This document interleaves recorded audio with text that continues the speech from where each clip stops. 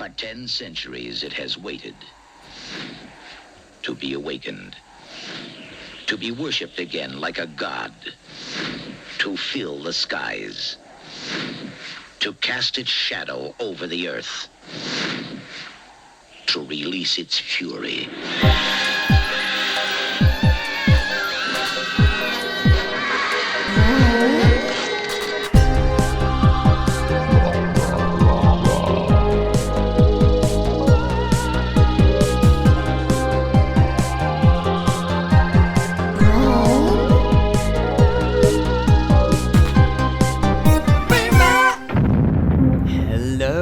Stinking rotters, welcome back to Brainrot, the podcast that takes a deep dive into the best worst horror films of the 80s and 90s. I'm Stevie, your VHS veteran. This week's episode is sponsored by Saba Mirawalski and Dave Middleton, and they became sponsors by supporting the show over on Patreon. And if you fancy sponsoring an episode and getting some extra benefits, sounds filth, then just head on to patreon.com/Steviesbrainrot, or you can find the link in the episode notes. From April, there will also be Patreon-only bonus episodes being added, so keep a lookout for them in the new tier that will be added soon. Now then, this week we're covering our first Larry Cohen movie, Q, The Winged Serpent from 1982. Now, I'm a really huge fan of Cohen, both of his films and also the stories and folklore surrounding his productions. One of my favourites from Q is that the giant monster egg that they made was too big for the real Chrysler Building attic, so they used an abandoned police building to film instead. And the story goes that when they wrapped the film, they left the prop egg there, and a year later it was discovered, and anthropologists from around the world started flying in to study this egg before discovering it was a prop. Whether that's true or not, I don't know, but I love it nonetheless. So to discuss this film and much more of Cohen's rumoured guerrilla-style movie making, I'm joined by a national treasure and OBE. He's a film critic, radio presenter, comedian, talk show host, but most important of all, he's a massive horror fan. Please welcome to the show, Jonathan Ross. Hello. Stevie, thank you so much. At last, you've asked me. I've been very, very jealous of all these people coming on who know a fraction of what I do and know I'm involved or interested or in love with this bizarre genre which obsesses both of us. And so I forgive you and thank you for having me. Yeah, sorry about that. No, of course, you're welcome. I just wanted to warm the listeners up first before I drop the bomb of the J-Dog. This is going to be red hot. Yes, exactly.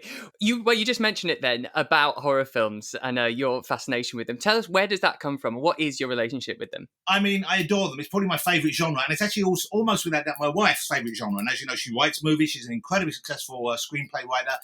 We both love horror, and in a way, we bonded over that. I'll tell you the first movie we watched together in a minute. But when I was a kid, I think, obviously, I'm very old. I'm 60, even though I look amazing for my age. Not only was it before the internet, it was before DVDs, but it was also before VHS. I mean, I grew up in a period where you could only watch what was on TV or at the cinema, what was scheduled for you. And back then, of course, the cinema was in many ways a more exciting place because it wasn't dominated by studio fare. There was still the chance, even in your regular high street, and I grew up in East London, even there, you could go and see films which were low-budget movies made by independent filmmakers that somehow got a release, and not that movies came out. Sometimes a real stinker would hang around for ages, but you would go and see these films, and on TV, occasionally they'd pop up, and occasionally they'd pop up at weird times as well. I mean, back in the day, the BBC still used to show black and white movies on BBC One, on BBC Two in the afternoon. Sometimes you'd see something which was sci-fi bordering on horror snuck out in the afternoon schedules. Right. The weird thing is, before I even saw horror movies, I was in love with them because I collected comics, and sometimes fellow comic fans, there weren't that many back then, but fellow comics would also have magazines. And that's when I saw Famous Monsters of Filmland. Forrest Ackerman produced magazine, which was amazing, and it had kind of comedy covers sometimes. Around that time, there was especially in the kind of mid-60s when Batman kind of put camp humor very much on everyone's radar, they would have a picture of a fairly crappy B movie like The Mole People or Party Beach, the monster from Party Beach, and then they have captions, little word balloons, little jokey word balloons.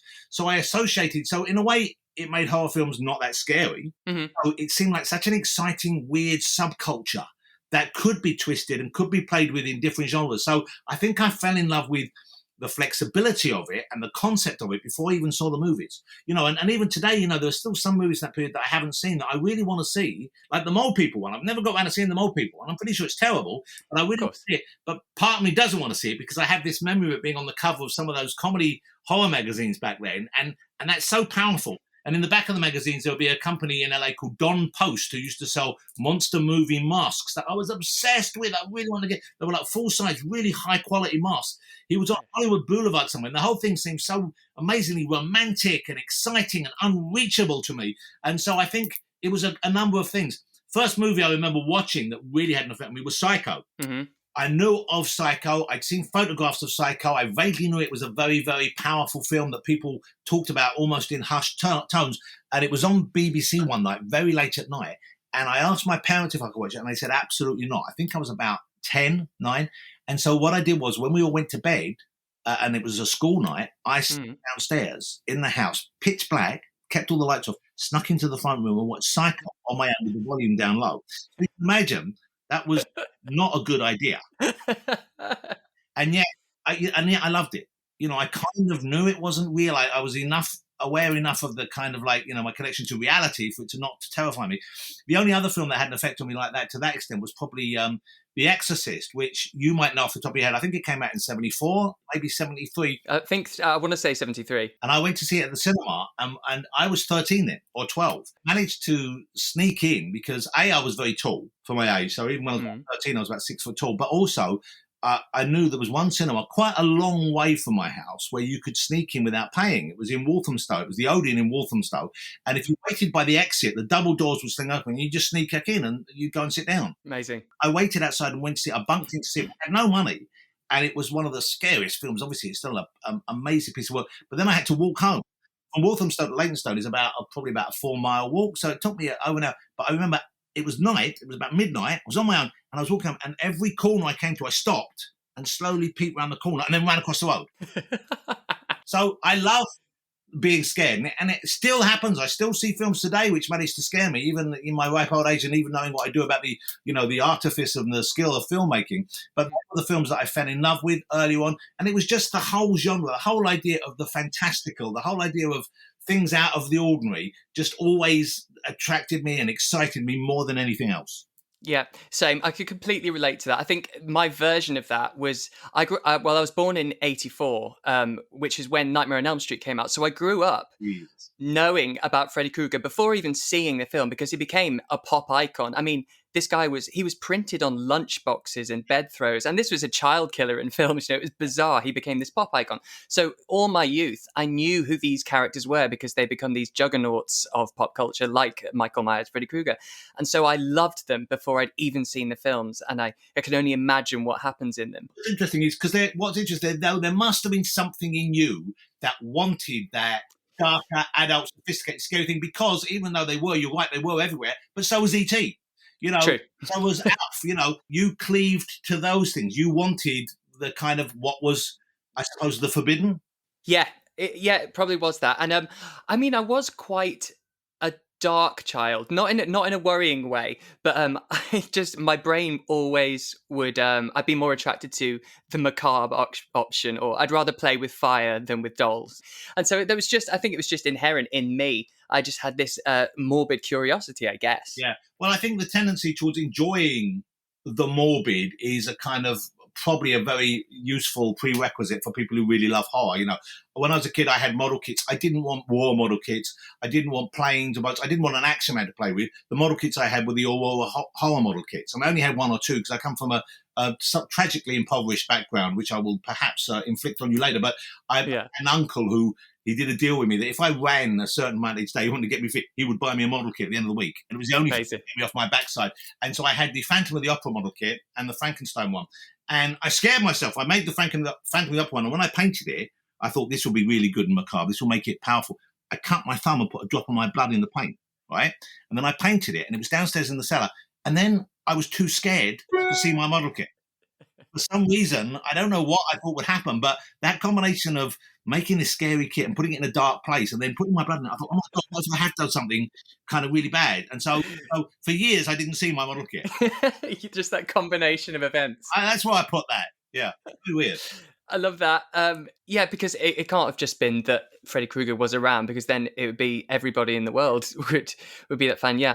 Did you know about the movie? Had adults told you about it, or was it whispered about at school? Had someone seen it? Yeah, I think I'd seen his image and all the on the buses and everything like that. But I think also we had the VHS copy of Michael Jackson's Thriller, and I wasn't allowed to watch it, which of course made me want to. But I would hold the VHS cover with all the zombies, all that the John Landis work, and I would just obsess over it. And even when my parents were out, I was quite a good boy. I wasn't that rebellious, so I would hold it and think, no, I can't watch it. I can't watch it. Somehow they'll know. Until one day, I just went with it, did it. And I think that's when the bloodlust really set in, and that was it forever. What a great kind of gateway, a gateway drug, I suppose, to get you into the addicted, because, of course, that is a mini masterpiece. Yeah, of course. And banging tune that holds up even today. It's true. Despite those of us who do have concerns about Jackson's mental health, he's an amazing artiste, and that is a high point in his career and in video. But that was the great thing, they were spending so much money on videos. So I remember, even then, I was much older than you, so I would have been like, in my 20s when that came out, or my late teens maybe. But I remember when Duran Duran came out with their Wild Boys video, directed by Russell. Wild Boys. And because that had that Mad Max futurist vibe. That's right, yeah, the Thunderdome style. Some of the set was designed by the great artist working in French comics, Enki Bilial, who I believe is Serbian originally, but beautiful, visionary artist. And it's just stunning. And you think, okay, that was a way of seeing this stuff, because there weren't actually... People today are spoiled rotten, but there weren't actually that many horror and science fiction films coming out each year. I mean, there really weren't, compared to today, where even though a lot of it is shit, but at least there's a volume of it. So if you want to watch it, you can go to Shudder, and there'll be 70 movies you haven't seen, and most of them aren't any good.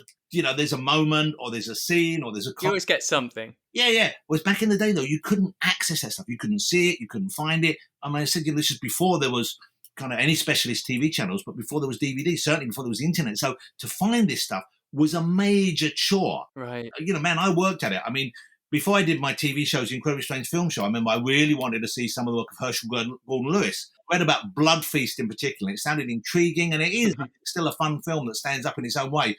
And the way I found it was, I found someone, there used to be a magazine you could buy, or a weekly periodical called The Exchange and Mart, which was a place, it was a big selling thing. You'll see hundreds of them. It was huge, and it reached more people. You could reach more people with that than buying a TV advert. It was like basically a cheap newsprint periodical that had loads of classified adverts in. So there would be pets, there would be cars, there would be, home furnishings, and there would be miscellaneous stuff as well. Like there would be publications, but there would be, sometimes you would find it in films, and where people would sell Super 8s. Sometimes you find it in miscellaneous. And I found a guy saying VHS copies for sale of the following movies, and he had Blood Feast. So I had to get I had to go and get a postal order from the post office for about £1, and I had to send it to him with a self-addressed large envelope, and I had to wait like 2 weeks before it came back to me. That was the only way of getting hold of that kind of stuff, because there were no stores selling them. No, of course. It was the very early days of VHS. And so I built up a kind of reasonable sized collection. And then when I first started working in TV, I was delighted to find that the company I worked for, and this is about 82, 83, they had a tape-to-tape machine. So I used to hire VHSs and make copies. And copy them. I'd go in every morning at 8, and they'd go, my God, you're such a hard worker. No, I wasn't. I was just going early so I could abuse their machinery. That's brilliant. Well, that shows that you really, really had the bloodlust to go to that effort. I wanted to own them in the same way that you seem to want to own them. There was something about having a physical copy of these movies, especially with the cover art. I know you collect the VHSs, and well, yeah, as we were saying before, that I do have so many VHS, my prized possessions in storage, and it's not so much about the content of the actual films. It really is just those boxes and the cover art. But I couldn't just keep the slips. I still need the boxes, because one day I'm going to have my man cave and they're all going to be out. But a lot of them, because I used to always go to the local video shop. It wasn't a big chain, one of those independent, I think it was called Aladdin's Cave. And it was floor to ceiling VHS. And I'd always get these really obscure, bizarre ones called like The Witch's Tooth or something like that will never ever find distribution on Blu-ray or DVD or anything like that. So those I need to get into that storage unit actually and make sure they're protected and somehow transfer them one day. Actually, because I've got some VHSs and I've also got some, I collect cassette tapes, music cassette tapes, and they degrade. Now the ones you're talking about now, they're 40 years old probably. They're 30 years old, and you think videotape was not designed to last that long. So it's kind of wonderful, but it's kind of tragic, because ultimately you're looking for a life of sadness, really. I know. I'm a bit worried about going back. I mean, you can keep them as beautiful artifacts. Maybe you should try and digitize them now. So That's a good idea. But at least you've got them, and you've sort of got the VHS experience. I mean, I've got a couple in there that I watch in next door in my office. I was watching Creepshow the other day, and there is something about watching those films on VHS. It's like listening to music on vinyl. In a way, the dropout and the loss of quality and the way it looks very much enhances the experience, I think, for people. Totally adds to it. You're totally right. And if you weren't there, I don't think you'll ever know that feeling, because you can't really replicate it. And speaking of which, so that brings me on to Larry Cohen. So I mean, I'm a big fan, especially his more horror films, but after his blaxploitation period. But what are your thoughts on Cohen? Well, I really love Cohen. I mean, I love independent filmmakers anyway, but I have a particular soft spot for. I'm not so crazy on the really other unasked pretentious ones, but even then I have time for them. But the ones who worked in genre with low budget, anyone who tried to do genre films, and some of the genre films inherently were low budget, I guess, like you mentioned blaxploitation, and I think the studios were so wary of going in that direction initially, and they were so, I don't know why, but they didn't seem to think that there would be an audience maybe or something. So those films were often made very low budget, and in a way, I think you have a pure experience. When you have a low-budget filmmaker, you get very often they're written and directed by the same person, as is the case with most of Cohen's stuff. And so you have a pure experience, I think. You get a much better idea of what the person intended, and sometimes it's just crazy. I mean, I like movies which are surprising and weird and often grotesque. I like things which surprise me. I mean, have you ever seen a crime film called Mr. No Legs? No, I haven't. Sounds amazing. It is quite amazing. It's a kind of low-budget crime film which halfway through has a fairly sleazy sex scene in it, and I kind of love that sleaze, you know what I mean?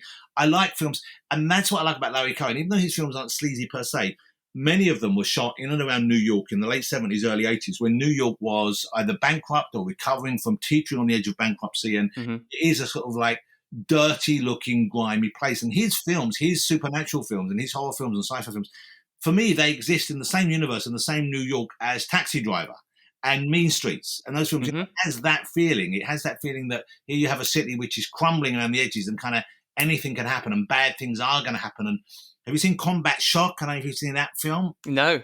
Recommend it. It's a really good, low-budget, kind of like early 80s New York horror film. Once again, the same kind of thing where just by filming someone walking through Alphabet City back then, down in those streets, you sense there's a palpable sense of fear.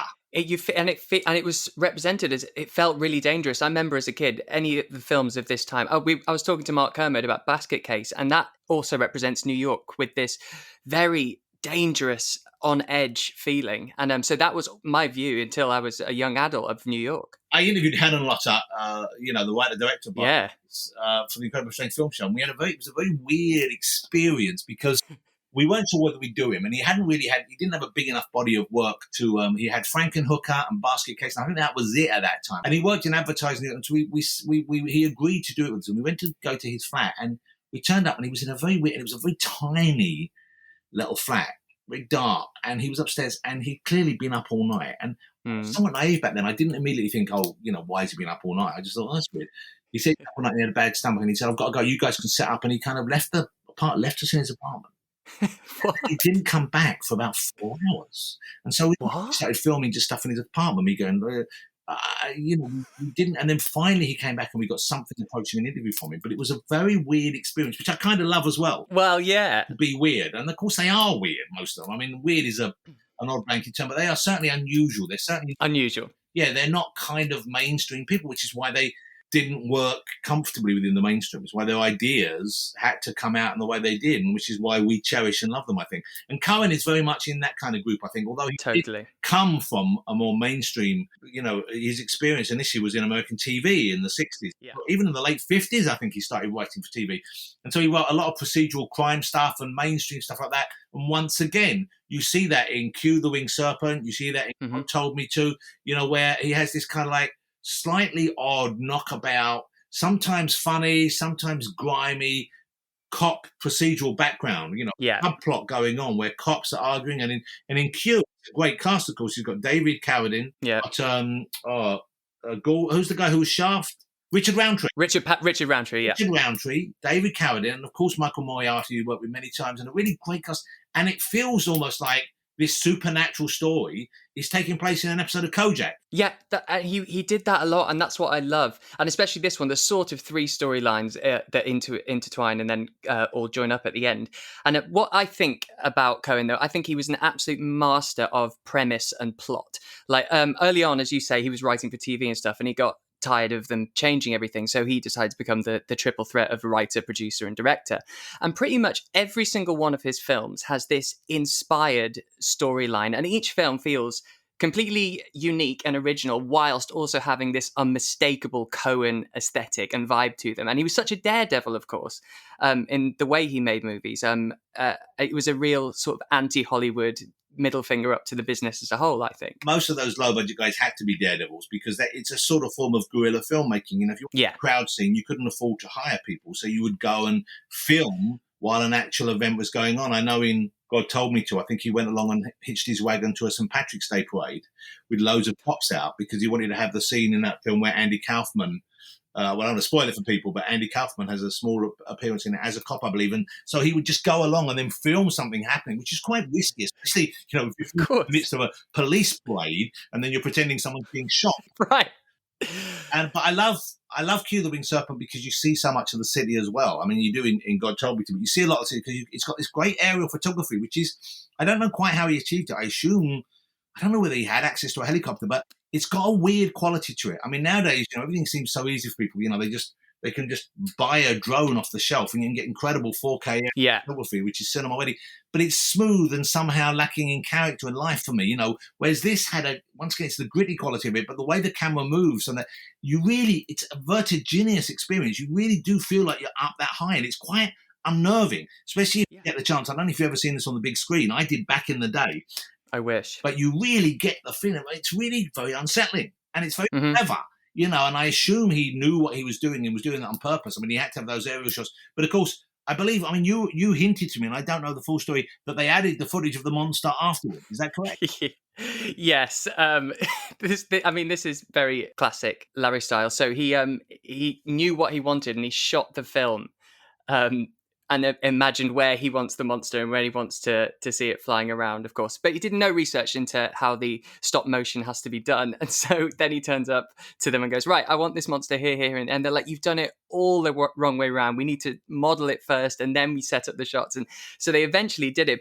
And so its clunkiness completely adds to it. And it's disorientating. As you say, those aerial shots, there's something about them that you feel actually like you're peering over the edge of the Chrysler or something. I'm in two minds about the monster in it because it does something, but it's terrible. Yes, of course. Some of the worst stop motion work you'll ever see. And it's about the period, was this before or after Empire Strikes Back, which is when they made that huge leap, you know, Industrial Light and Magic were making big developments left, right and centre, and that was the first time, I believe, they tethered stop motion to computer, and they had the accuracy when they had the Tauntaun running through the snow, and that was about the same time. So you see on the one hand an example of the finest stop motion work ever done, and at the same time sneaking out of cinemas, you see this one where like it looks like a couple of children have done it at a film school project over a long weekend.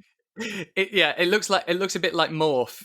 So you don't need to see it. That's the weird thing, because all the early scenes where you don't see it and you only see a shadow, they're powerfully effective. And the fact that, once again, this guerrilla filmmaking, I don't know whether he had permission, but he actually, all the exteriors and I believe some of the interiors are actually using the Chrysler building. He was allowed up in that dome part of the Chrysler building, and that's amazing. It's amazing to be up that high. It's amazing to see the inside, and it really gives it a sense of powerful realism.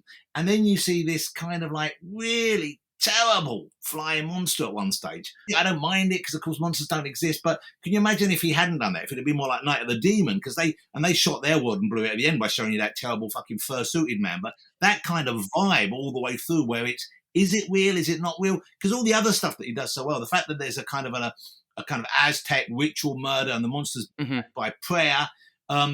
The fact that you see that flayed body at one stage. I mean, the film opens within like a minute that someone's decapitated quite gruesomely. Oh yeah, I think by 6 minutes 15 seconds you've had blood, boobs, and cop drama. So you're ticking all the boxes basically. It's a masterpiece. Let's put it out there. It is, but he was also that hiding the monster.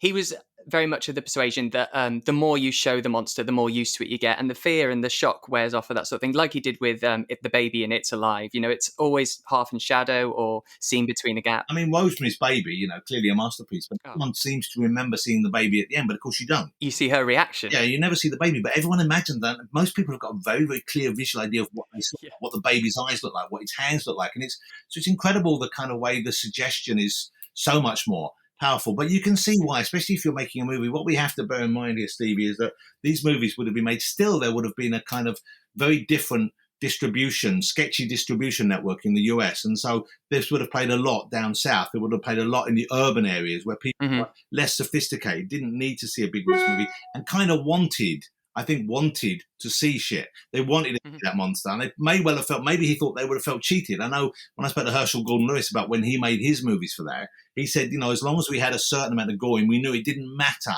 how bad the acting was. It didn't matter what the scenes leading up to was. As long as they went away and they'd seen a couple of bits they could talk about, they knew it's something that people would go back and see.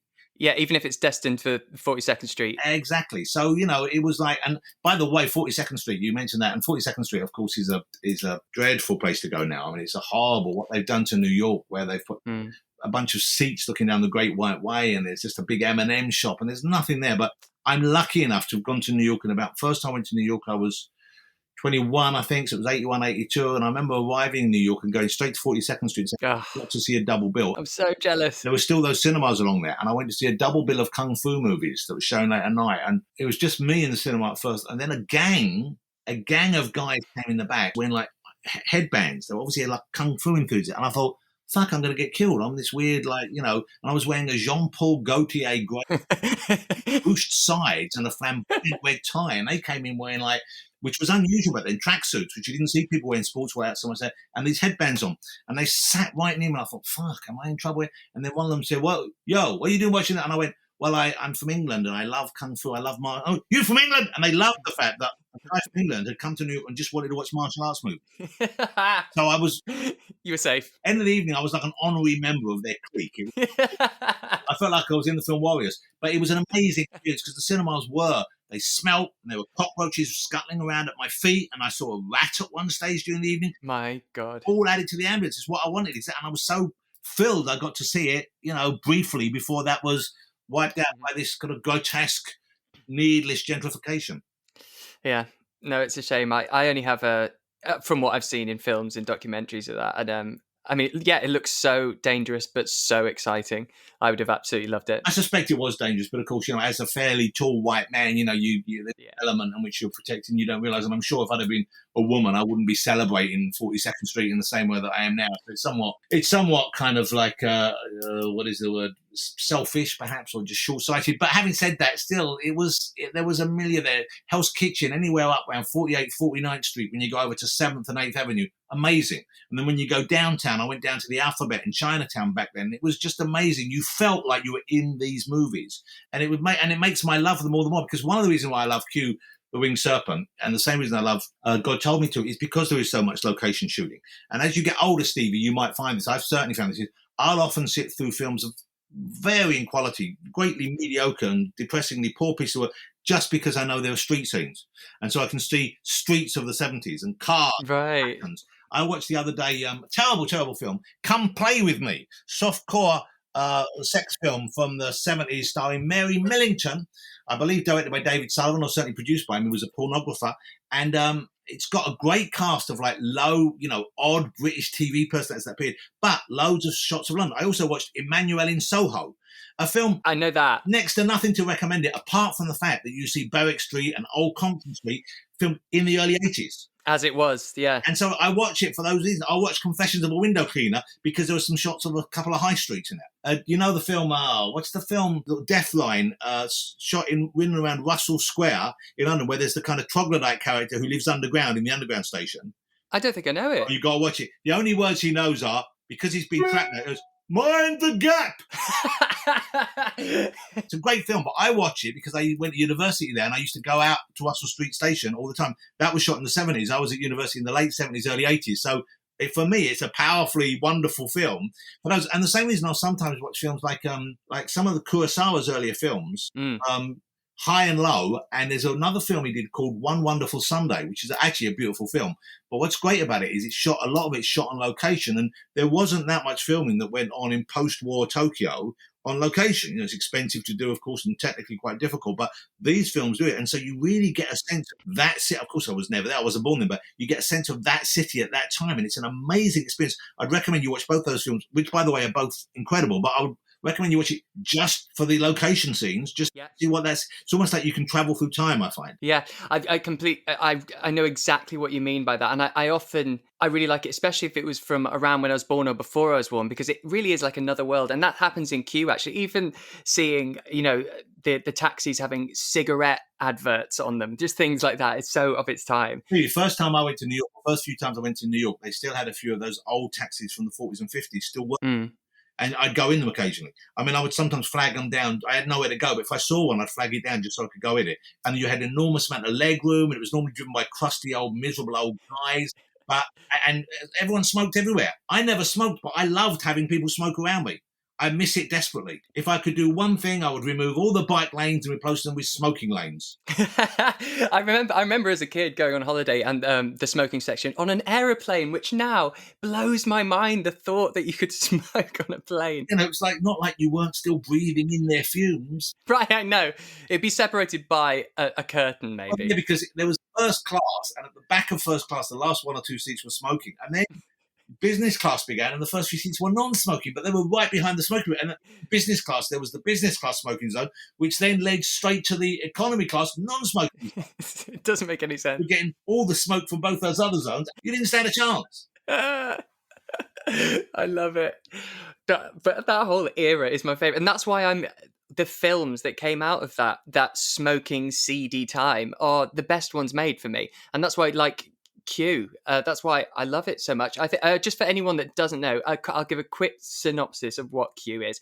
So it's basically 3 storylines that merge into one. So you've got people across New York who are having their heads bitten off by an unknown predator, and then a series of bodies that are turning up that have been skinned in what appears to be a ritualistic sacrifice. And then you've got the story of this ex-con recovering junkie who's still trying to navigate his place in the world after his time behind bars, right? He's trying to find work as a pianist in sleazy bars, and he's played by Michael Moriarty. Of course, he's an underrated and overrated actor, I find. I mean, he's kind of underrated in that he was very good, and he had moments of brilliance, I think, and he had that kind of naturalistic style, which obviously served De Niro and Keitel so well, and he's sort of in that family. But at the same time, he would normally go a bit too far and go on a bit too long in scenes for my taste. So I think that's why I could see why he never graduated to their level of success. But at the same time, he's never less than watchable. And this cast around him, you know, David Carradine, who was, once again, I was lucky enough to interview Carradine once. And I was always a fan of his, obviously, because the Kung Fu series was big when I was a kid. But at the same time, I loved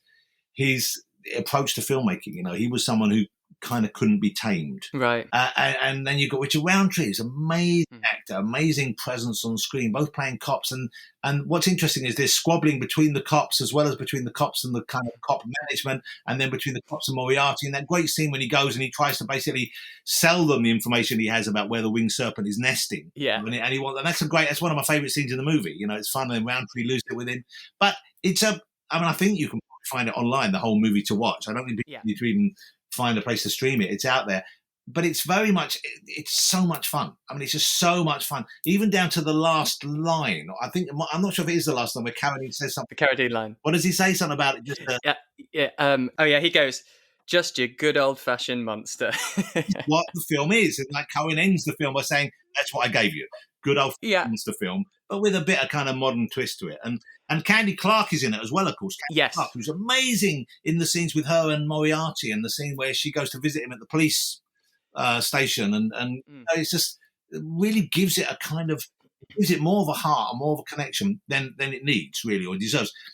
The other interesting thing that I find about Cohen is that, and you're right, he was kind of skillful at crafting plots, and I think his concepts. But I always felt like I think he took on too much, because he was obviously, writing, producing and directing. And you can see sometimes the films, this one as well, they often feel hurried. They often feel a little raggedy in the way they're put together. Like he's given too much emphasis to one scene and not enough emphasis to another. And this may well be the low budget nature of shooting. Maybe he didn't have the footage he needed. But, the scene when Moriarty auditions to be in a bar, play piano. Goes on way too long. It doesn't really serve much of a function.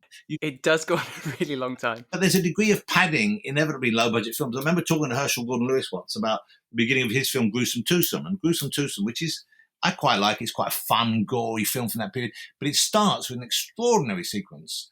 I don't know if you've seen Gruesome Twosome, but there's a guy. I haven't. Okay, it's worth saying. It's a guy who's kind of like, one of those kind of like, is he a sort of like educationally or, like mentally challenged guy who back then was much, now you wouldn't have that, be seen as problematic. It was very much the staple of those kind of movies, locked up by his mum, and he's killing girls and scalping them, right? Right. I don't quite remember why. Like Maniac. Yeah, sort of like Maniac. But it begins with a shot of two wig stands, two wig heads with wigs on in a shop talking to each other. And they're not animated in any way. It's just a shot of these two wig heads and voiceover. One going, well, look at your beautiful hair. Where did you come from? I guess the same place. And it goes on for fucking ever. It's like, it's the worst part of the movie. So when I interviewed Herschel, I said, what was the thing of that scene? He said, I'll tell you that scene is. When we finished the movie, it was only 65 minutes long. And to get it distributed as the opening feature in a movie, it had to be 75 minutes long. So we didn't have any more money. No, you are kidding me. And because it was playing primarily to the drive-in circuit back then, which was still a big circuit, they didn't really care. Because they knew people were going there for a night and they wanted stuff in they could hollow at and they could shout and go, no, and they wanted that would be in the film. They didn't give a shit about the first 10 minutes of the film. No one was there for the plot or the acting, really. They were there for these moments, much like pornography. You're there for the nudity and the sex, right? You don't really care about the acting. With these films, they were there for the gore. And so the fact that 10 minutes, he said, it doesn't matter. He said, no one's watching my films at the beginning. They're all getting hot dogs. Yeah, of course they are. You're setting up and... I make films for people who are making out. And then when something bad happens, they look up and go, that's great. Let's go back to this. He wasn't an auteur.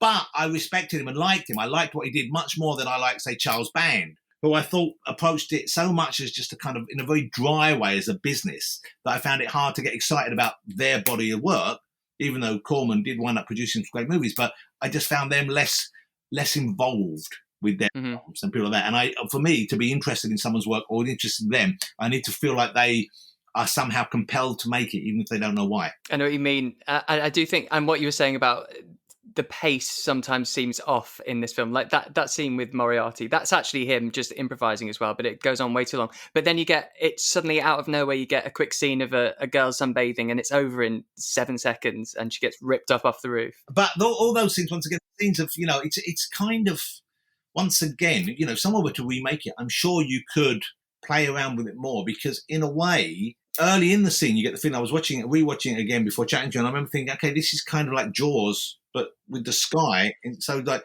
just when you thought it was safe to sunbathe again. Right. There is the feeling. And once again, in New York, you are very aware when you go to New York, especially if you've stayed in any hotels, how you're very aware of how there is a kind of level of life that goes on up high. There were dwellings and there were hangout places and bars and swimming pools and gardens on so many roofs in that amazing city. And so you do have an idea. There is a kind of a film to be made or a remake to be made if someone to make it whereby it is just, don't be scared of the streets anymore. Be scared of what's above you. It's the sky, yeah. More scaring, it's that, which what Hitchcock did so effectively in Birds, is because you have no protection against them. As soon as you're outdoors, you have no protection.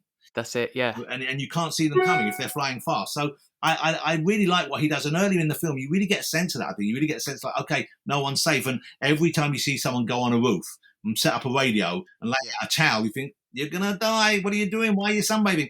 But as I said, it's almost like he doesn't really pay attention to it, because he doesn't, and as you said, those scenes are so quick, he doesn't really spend the time wringing the tension out of that or building them up in a way. It's almost like everything is just like, okay, I've got all these things to do and I'm going to give them all the same amount of focus, the same amount of attention. Yeah. They're put together in the same order. I'm not really going to look at the edit and think, should that be longer or shorter? It's like, I shot it, it's in. Yeah, but I think about that moment specifically when that girl gets taken off the roof.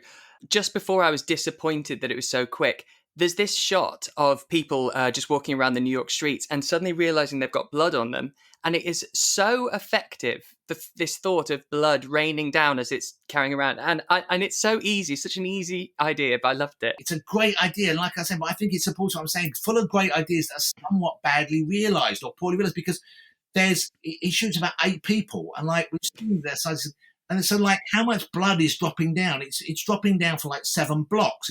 Yes. So it doesn't really make sense. You know what I mean? Right. A little bit more thought. He could have had the thing hovering or perching somewhere, and you could have seen the shadow, and then you'd have known, oh, that's where he's eating this bowl. So it's all falling down. But of course, he wanted it on a number of different people. Everyone, yeah. I love the fact that, you know, they all, some of them act well, some of them don't. There's the guy in the white suit or something that gets out. Yes. Once again, it's great. I'm not criticizing him. I'm saying he did not seem to apply the rigors that are kind of more accomplished or kind of like someone who really wanted to direct.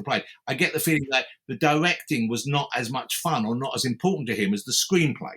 And of course, in a way, that's legitimate, because without the screenplay, you have nothing. And the screenplay is more often not the most important element of the film. Mm-hmm. And so he'd accomplished that. But then it's a shame in a way. And it's a shame that his films, that he wasn't a slightly better director, or indeed the films that he didn't direct weren't given to better directors. His work as a screenplay and as a kind of like a visionary and idea person, especially so many of the films, like we were talking about The Stuff as well. Both Stuff and It's Alive, you know, they have those kind of fairly obvious sort of subplots or subtext rather about, you know, big business and or the medical industry. Yeah, or consumerism or whatever it might be, yeah. All that kind of stuff in those films. So he was actually a smart writer. He had ideas that he wanted to communicate over and above making funfair ride films.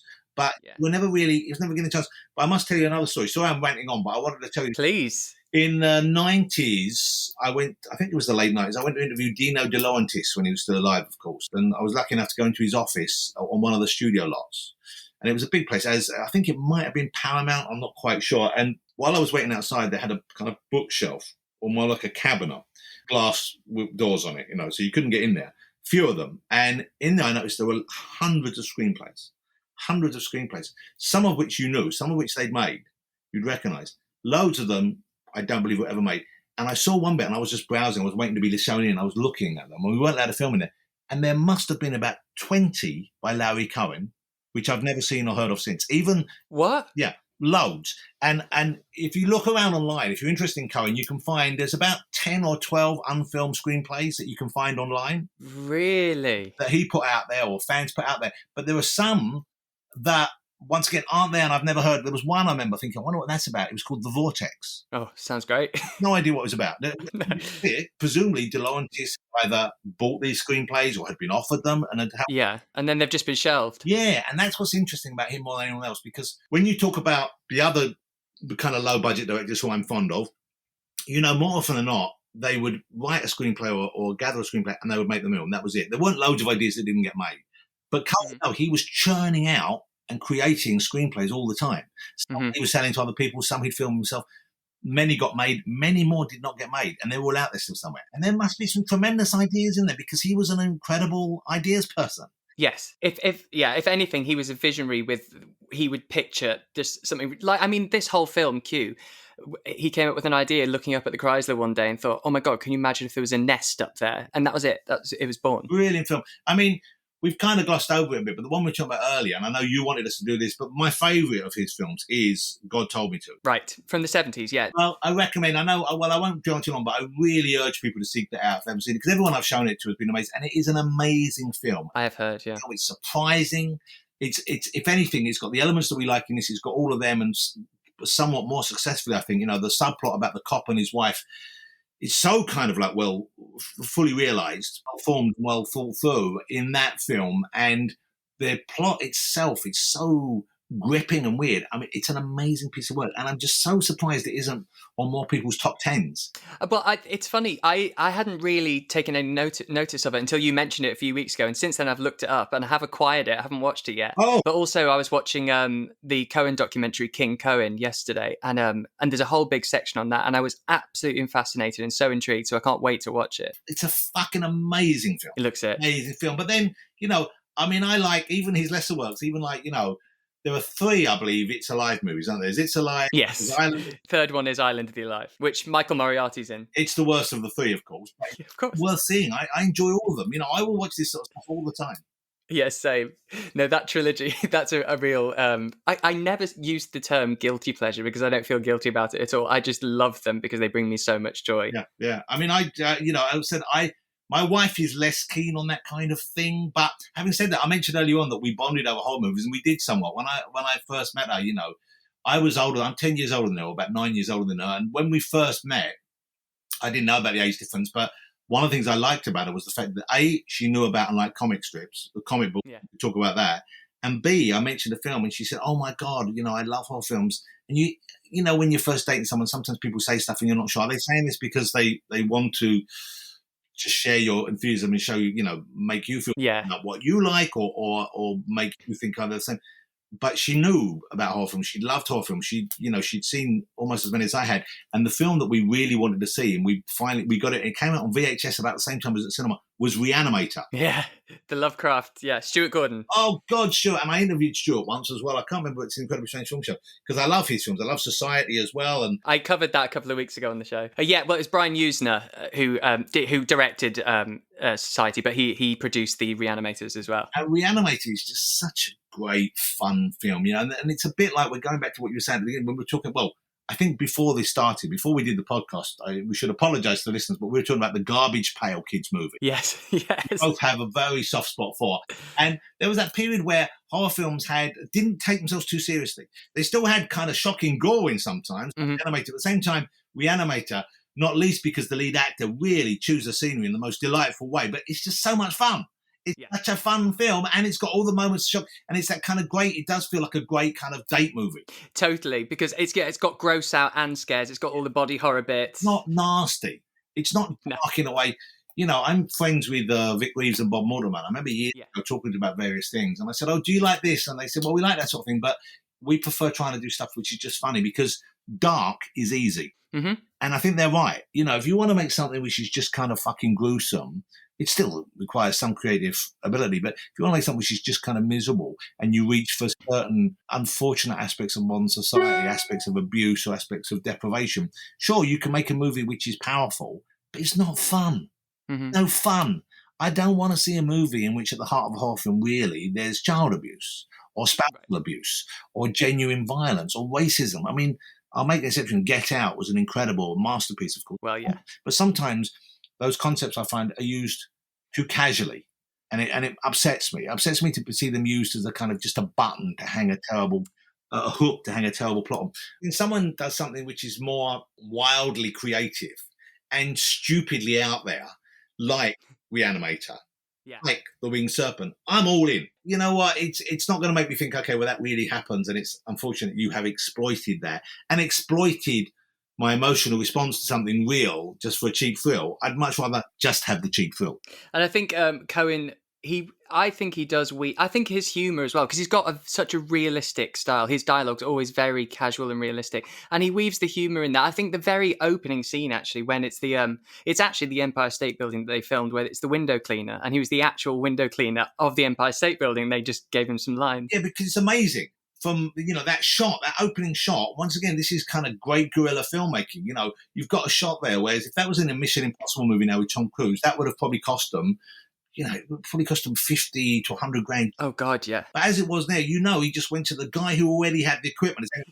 And we filmed. They probably leant over the roof with someone holding the cameraman's foot, and they filmed it, and they've got it. Yeah. It's a great opening sequence. The whole opening sequence is great. I mean, the acting, once again, his acting isn't great, but now I know who he is. I'm not. Yep. And the woman acting in the room, her acting's not great either, but it's serviceable. Of course. It does the job. And it's amusing because she's smiling whilst saying through gritted teeth where he can't hear, like, "Oh, you're back, are you son of a bitch? Trying to perv on me or whatever." Yeah, Cuff, you're here again. Why don't you leave me alone? Yeah.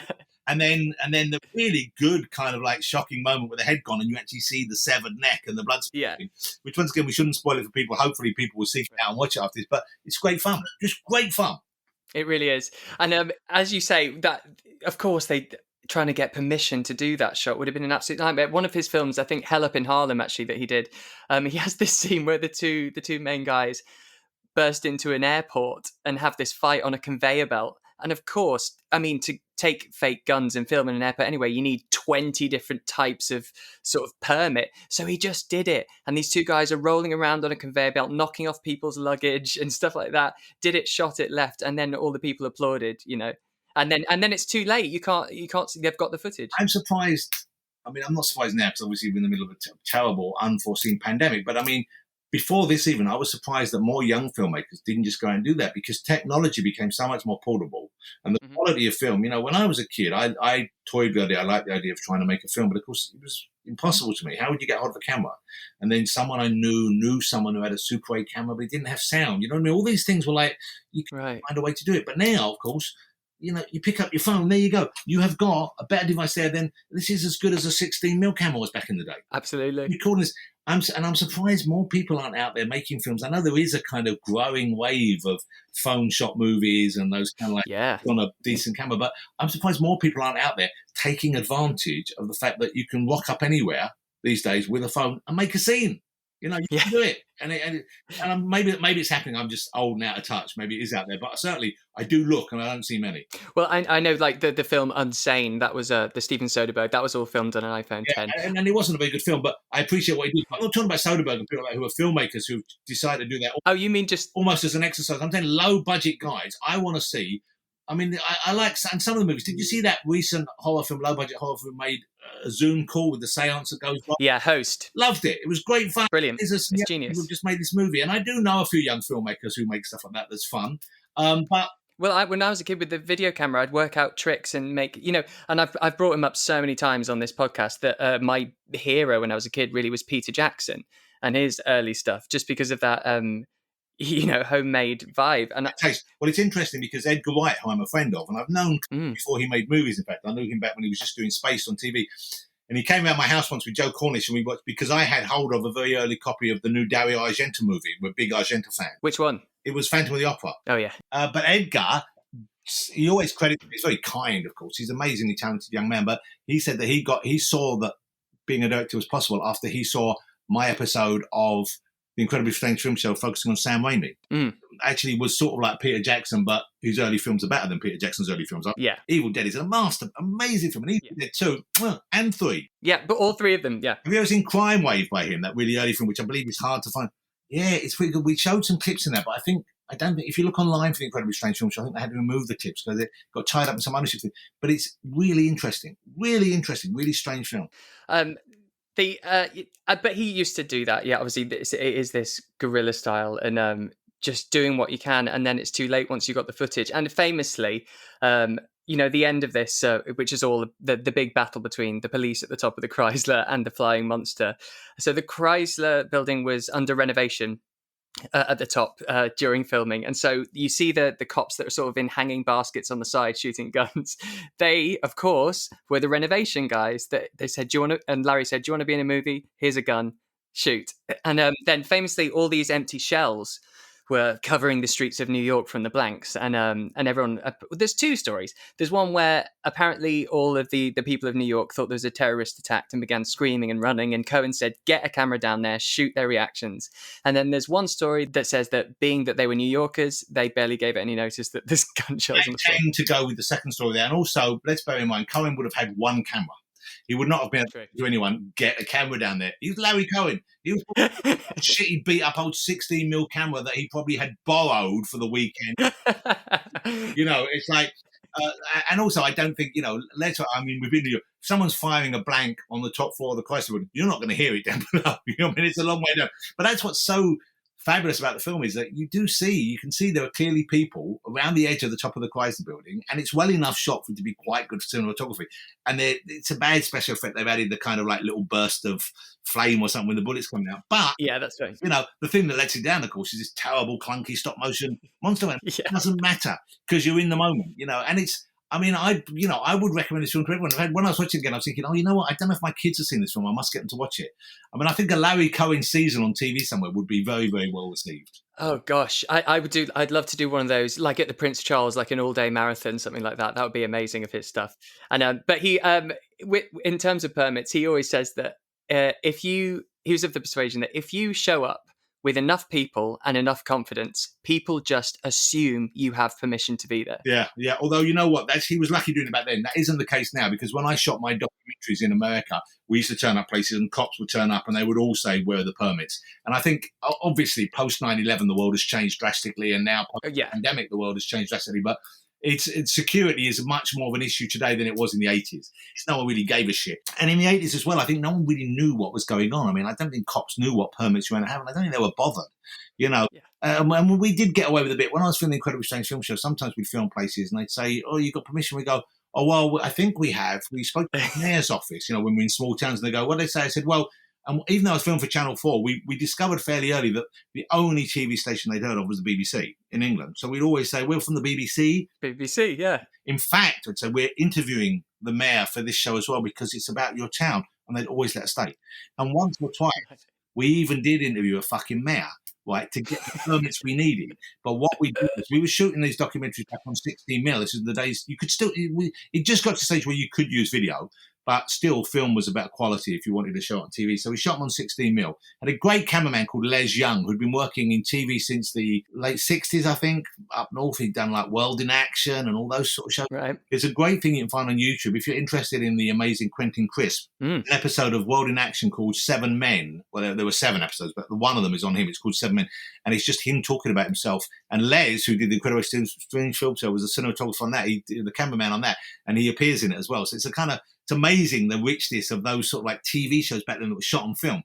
And we shoot on film, and we go to the mayor's office and say, we want to shoot in your great town. We've heard so much about this town, and really we didn't. We just wanted to shoot because they didn't really want us to be promoting low budget shit. And I'd sit down and we'd waste half an hour filming the mayor, but rather than waste film, which was expensive, unlike videotape, I would say to Les, the cameraman, oh, Les, let's shoot this with a strawberry filter, okay? And that meant don't put any fucking film in it. Oh, that was your code word. He'd go, Wotcha, and he'd fiddle, and then we'd go, okay, we'll do it. And I'd do the most awful arse-licking intro. I'd say, well, look, we've never been to whatever the name of the small town was before, but everyone has said locally it's an amazingly well-run place. And I think that must be down to you. What's the secret? How do you manage to deal with the pressure and really just say lovely, lovely things to them? And then afterwards, we would get every fucking permit we needed. That's genius, though. That's genius. It was born out of necessity. I think we did it in Baltimore when we went and interviewed John Walters as well. And initially, oh wow, Baltimore was and probably still is quite a run-down, decaying urban place. I think it's had some regeneration, but it wasn't great when we went there. Even it was terrible in the 70s when Walters was there. And I think that's why he loved it, and he still lived there. But I think they were so tired of film crews coming over and dishing on them. He had to go out of our way to say, no, we love Baltimore. We're doing a positive piece. And oh, right. I think we did a mayor interview there. That's so genius. Yeah. I love that. But yeah, you just can't get away with any of this sort of shit anymore. Who knows? Let's go out there and try it. Why don't you? Should we do? Let's do a film about a werewolf who presumably previously kept his secret hidden. He was a werewolf who became a full-time werewolf. He isn't just one of the yeah. And he kept his secret hidden to go to his barber for a regular trim. But now during lockdown, all the barbers are shut. All the hair's grown back. So he's walking around London as a very hairy man. And people are having to deal with this bullshit. We'll film it in a week, okay? And we'll put it out on we'll put a link on your podcast and people can see it. And hopefully in years to come, people will hail us as the genius auteurs that we know ourselves to be. Do you know what? You're on. And on that, thank you very much. I need to go and start growing my hair. Yeah, and we need to go and get we need a few other actors in it. A few, seriously, let's flesh this out and let's do it. You're on. But listen, mate, that was amazing. Thank you so much. And for all your cine literacy as well. It excites me so much when I get to talk to someone like you who the fact that you brought up the Film Society and it wasn't me for a change just makes we're kindred spirit. One thing before I do leave you, one thing I will say is I've had the extraordinary pleasure of being a +1 to not one but 2 of your legendary Halloween parties. And I can't explain unless you've been to one. You can't explain what it's like. I mean, everyone goes so full out. I remember a girl at your party who was dressed as Zoltan, the fortune telling machine from Big. Tracy came as Zoltan. She always makes a huge effort. She always does a great costume. But not just Zoltan, she had the glass case around her as well. Yeah, we have a lot of kind of, because a lot of our friends are horror fans, who love that sort of fiction. So they'll reach for that. She came as the Wicker Man with someone burning inside her once as well. And then one year, the year, I remember I had a year, because I love it when people who appreciate horror come as well. And we had I think Edgar came this year, but also Reese, who does Inside Number 9. Shearsmith. Shearsmith came along, and they really appreciate it because I had built something in the entrance. I have a maze in my back garden, which I set up, as you know, with a horror maze. A horror maze each year. And some years I go full on out. I mean, the year that I was inspired by Cabin in the Woods, I actually had cameras filming people coming in. And then when you got to the middle room, I had it on a loop with a delay. So you then saw the footage of you coming in. Yourself. So you and it was very, very, and it was kind of not frustrating, but the weird thing was, I know probably only 5% of the people who went through the maze saw what I'd done there and knew what it was about. And I did one year, I did The Ring, and I actually had a screen, and you had to sit down in the final room, and I actually had a girl emerge through a screen. I had oh my God. The year that I was really pleased with, because I knew that fellow horror aficionados really appreciated this. Do you remember, I'm sure you've seen the amazing, is it called The Incredible Dr. Phibes? No. Vincent Price film from the... Which one? Oh, I know which one you mean. Yeah. And he has a clockwork band in it, in his kind of weird... You have a band of like clockwork men who are playing an orchestra. And I set the whole band out there before you went to the place. So I had all these people. I recreated their costumes, the drum kit with it said that he said Clockwork Men or whatever it was. And I can't remember now. And they were all playing while you were waiting to go in the maze. Oh my gosh. It was a lovely, that level of attention to detail. But having said that, Stevie, it costs a fortune. Of course. Although I'm quite sad I can't do it at the moment, at the same time, I'm also quite relieved because it means I might have some money to retire. And anyway, I went through the last time I went to your party. I went through twice. I went through the horror maze because there was so much to take in. And as you say, you've put in such little details that you might miss it. Was that the year I had the animatronic in the maze? There was, yes. Yeah, that was the Cthulhu animatronic in the back in the end room. Oh my God, it was insanity. It was like a Universal Halloween Horror Night. It cost me 10 grand. It was worth it. 10 grand on animatronic that was used for one evening. Oh, it was incredible though. It really was. Listen, well, I hope the next one you do have, I won't be a +1. I'll get my... Well, I suspect we won't be doing it this year. We didn't do it last year. No. This year will be too soon as well. Who knows? But if you have another one, Steve, you knock me up beforehand and make sure you get an invite. I will. You've said that now. I've got that recorded. All right. Well, thank you so much for your time, and I'll speak to you soon. Take care, Stevie. And that's your lot. Thank you so much to Jonathan Ross. What a treat. And I will see you at Halloween, I guess. Next week, we're going to be covering one of my favourites. I know I say that all the time, but I really mean it. This really is one of my favourites. And it's currently streaming on Amazon, so get watching it. It's Chopping Mall, and I have had a few requests for that. But yeah, it was always the plan to cover it. So yeah, I can't wait for that. If you'd like to follow us on the socials, on Twitter, it's Steviesbrainrot. On Instagram, it's BrainRotPod. You can email the show. That's steviesbrainrot@gmail.com, or you can help support the show and be a sponsor over at patreon.com/steviesbrainrot. Alright, so I'll see you for Chopping Mall. Well, I won't see you actually. I'll hear you for... No, I won't hear you either. You'll hear me. Bye. Doing Chopping Mall next week. Toodles!